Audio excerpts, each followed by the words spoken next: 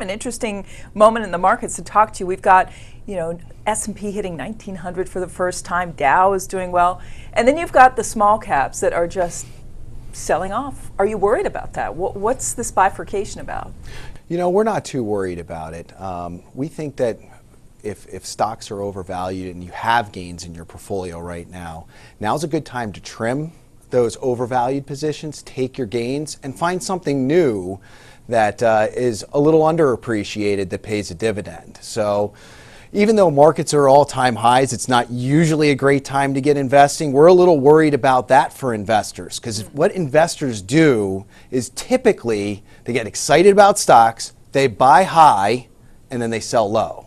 And that's not what you want to do when you're investing. You want to buy low and sell high. So are small caps an opportunity since they have lagged behind? Small caps could be an opportunity. I think it's more specific to the name. Yeah. You want to find a name that has good fundamentals, a good business model, that has strong cash flow, and pays a dividend. You get paid to wait. So those are factors that we look at. I think it's a safer way to invest if you're at all-time highs. And so that's kind of what we're thinking.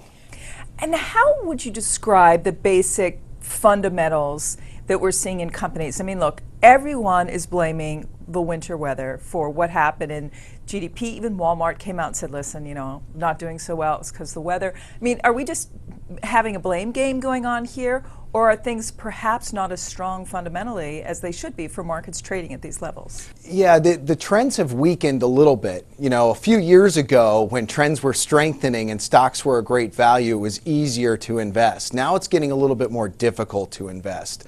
Winter weather has become the scapegoat for a mixed bag of results so far in Q1. That'll probably persist in Q2. There's softness overseas as well. So we think there could be a correction soon. We're overdue. You can look back at several different market runs like we've had, 5-6 years unabated, and then there's a correction after those. So we're a little bit overextended on this bull market run.